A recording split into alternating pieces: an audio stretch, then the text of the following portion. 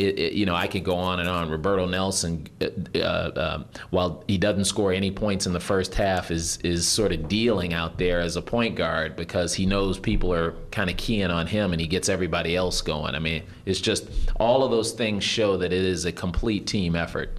You mentioned that Ahmad's not playing that well right now. What could this team potentially do if he goes back? Listen, I don't even want to get that excited. I mean, it's just the sky's the limit. And I think that he's still got some basketball left in him. Ahmad has done a great job of handling his business just like nothing's wrong. He comes in and sees me every Monday after the weekend. We recap, with your point guard, you recap what went on over the weekend, what our plans are for this week. He's encouraging the younger players, helping Charlie, who took his spot in the lineup, get better. It's been just a fantastic role model showing on his part. And if he gets back to being 14, 16 points a game, I don't think anybody can beat us. You are officially the 12th seed. I'm sure you don't feel like the 12th best team out there. Right. Is there any kind of chance that there's motivation to prove that, don't look at the record and we can actually do something here? Actually, it is the 12th seed, look at the record, see how you feel. That's motivation for us. All of the above is motivation. The fact that we have higher expectations of ourselves is probably the biggest motivation. I mean, I got a locker room full of guys who are absolutely disappointed that they aren't in a better position, but they're also realistic and confident enough to know that if they play well, we can do something in this tournament. Colorado, they're going to be kind of looking for blood after what happened on Saturday. I mean, how do you prepare your team to match that energy coming out? Well, I don't think we'll have trouble matching their energy. We just have to execute. We know that they're going to be coming out for bear. They're playing for NCAA tournament aspirations, and so they won't need any extra motivation. Our guys know that, and we'll be prepared for it. You mentioned earlier you guys have had a lot of success in the Pac-12 tournament last year, the year before you won a game. What is the key going into this tournament environment that's giving you guys success? What have you done? Yeah, I would love to give that out to everybody out there, but no, it's not any real big secret. I think that we truly view it as another chance. I mean, when you don't have something to fall back on, like you've already earned a bid, or you have such a high ranking that you don't have to worry about getting to the NCAA tournament. This is a new beginning for us, and I think that's really what it's been. I think our guys get rejuvenated when we get to this part of the year, because it's a time to start over, and we have always gotten better toward the end of the year, and it feels that way this year. So no real magic elixir or anything like that, but it's just a mindset. Past few years we're in LA. Now this is new in Las Vegas. Have you talked to the guys about staying at the MGM Grand, their college kids going? Yeah, well, we were fortunate. We got to play in Vegas this year against San Diego, which sort of gave us a little dry run of that. But for our guys, this is a business trip. They want to win. They want to win. Not only do they want to win multiple games. And so I don't think, the nightlife will draw too many of them to the flame, hopefully. And we'll be we'll be going out there to get to work. When they were young, a couple years ago, there was an incident in Arizona, right, with a few of these guys were involved. Do you think that helped them now at this point in their career to know how to handle I would like to say yes, but having kids of my own, it doesn't matter how many times they get in trouble, they still get in trouble. So you just have to remind them constantly. But I'm sure that, guys who have gotten in trouble before are less likely to get in trouble again, and hopefully they can use some of that wisdom to help the younger guys not get into trouble. But I really, the way it's set up, we're in the hotel. The game is in the hotel that we're staying in. It's not much easier for us to keep an eye on them.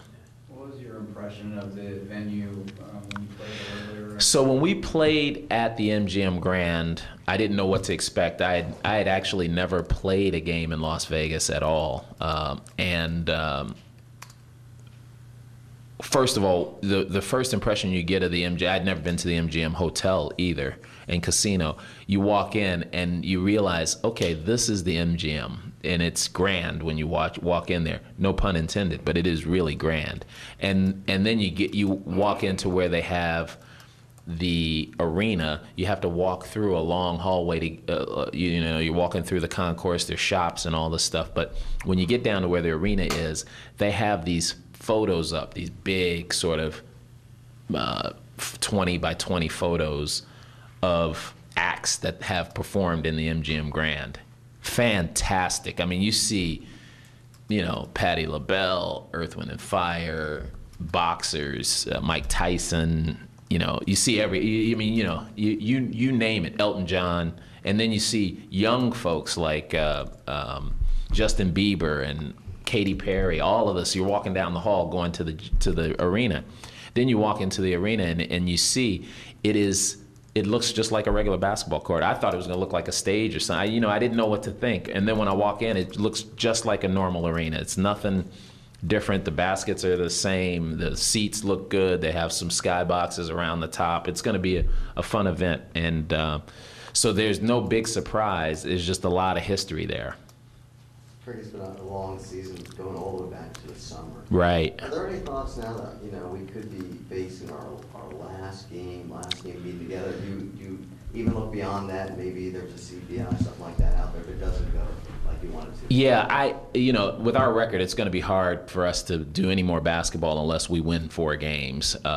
But to get back to your first point about, do we look at this as this possibly our last game? We never talk about that until we have to talk about it. I mean, as long as this season has been with the European trip and the injuries and the setbacks, it's going to be bitter for all of us once the season's over, because for 2 reasons. One, our expectation, I told you, from here on out is going to be to make the NCAA tournament. If you don't make it, it's disappointing. But that's what good programs do. They don't manage their expectations, they raise their expectations. So that's the first thing. The second thing is, it is going to be hard for all of us to go forward without Joe Burton. I can't even tell you how hard that's going to be. And thinking about it, it just makes me not want to think about it. I mean, he has grown in so many ways. I told him some weeks ago, as we were starting to get toward the end of the season, I told him I hope he gets into coaching when he's done playing, because he has such a knowledge of this game, but he has such a way with people that I think he'd be a great teacher. He'd be a great ambassador for this game. So that's going to make it tough. But we don't talk about that now because, like I said, those guys in those locker room, they think, okay, playing 3 games is like the minimum. So that's the way we're going to approach it. I wasn't in Colorado, so I didn't get the context. But Coach Boyle, after the game, apparently apologized for losing. Is that something you heard? Or? I didn't hear it. I heard that he had apologized to his fans. Just wondering what you made. Well, you guys know when I first got here and we didn't give our best effort, I apologized to the fans, because I think the fans will be with you as long as you're playing hard. But I felt like they were playing hard. I just thought they didn't play well. But, if you lose to the team who's in last place, maybe you feel like you have to apologize to folks. But I think Coach Boyle is a good coach and a good guy, so I don't question any of his moves. And seeing how I've done that in the past, it would be hypocritical of me to blast him on it. But and how would you rate Eric Mullen's performance in that game? Wow, yeah, Eric, that was one of Eric's best games, and I'm not just saying that because we won. I'm saying it because he helped us win. We needed his offense. I mean, without Ahmad sort of giving us his usual, it's nice to have another guy who you can go to, and he's been more aggressive offensively, and we've really needed that.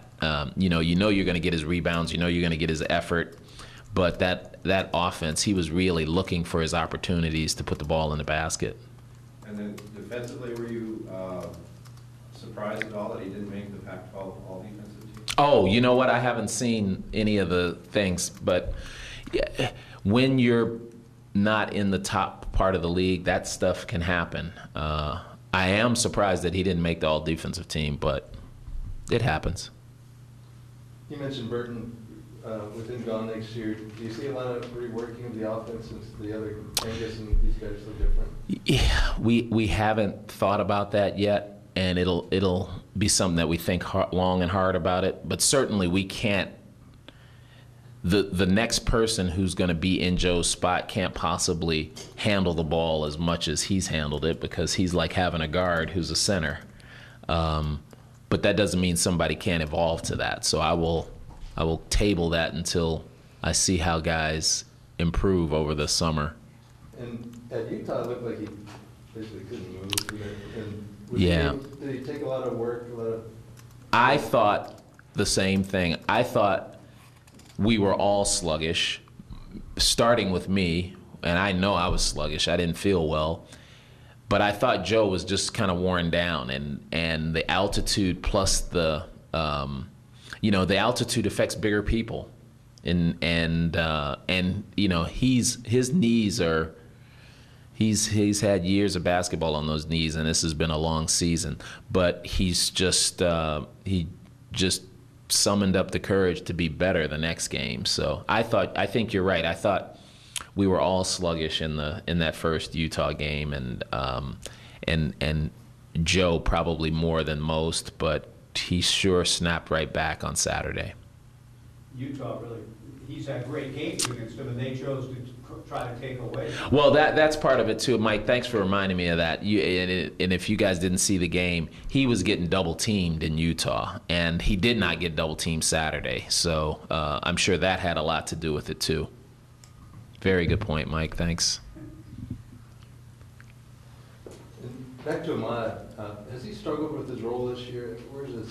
No, I don't think it's a struggle. Ahmad is a very good basketball player who understands the game as well, if not better than most guys. What he struggled with is trying to figure out how to get himself out of the slump. And I think that happens to, at some point in your career, you go through what he's going through. And you at some point figure out how to get out of it. And that's what he's really working hard on. And I just am, I said he stopped by today before I came down here, and he said, "How you doing, Coach?" And I said, "Well, I'm worried about you." He was like, "Don't worry about me. I'll be all right." Now, he's trying to calm me down from calming him down. So, he's well aware of it, and he's trying to work his way out. We're all trying to help him out of it. And, it'd be no better time than tomorrow to get out of it, or Wednesday. I'm losing track of my days. Wednesday. Let's save it for Wednesday. And yet, for a guy, in a funk or whatever it is, his plays down the stretch in Colorado were huge. Well, and that's what I told him. I said in the locker room after the game, I said, how ironic is it that I thought his driving layup left-handed when everybody thought he would dish it off, that was the play where they thought, oh man, we might lose this game because it was at such a critical time and it was so late in the game. And then he bangs the 2 foul shots that really make us feel like, okay, as long as we don't blow it, we can win this game. So there are many ways of helping the team out when you're not shooting the ball well. And that's what he's doing. Like I said earlier, he is helping Charlie. He's helping all the guards, all the young guys. He's been great on defense. He's gotten some big rebounds, and he's still contributing. We just need him to make a few more shots. So who was your Coach of the Year? Who won Coach of the Year? Dana. Dana did. Did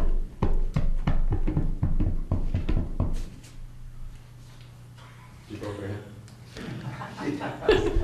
Did I ask you guys who you voted for in November? I didn't ask one person who they voted for in November. I can't believe you asked me that. That was smooth how you tried to get me to say, but I'm not saying.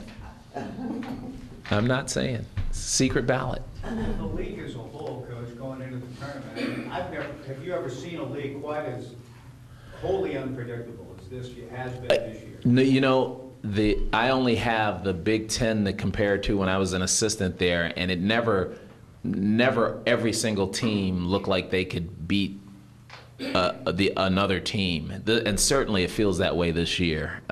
You know, you've got, I mean, Utah, Washington State, ourselves, the teams that had been at the bottom are all look like they're starting to figure things out. And if that's the case, who knows what could happen?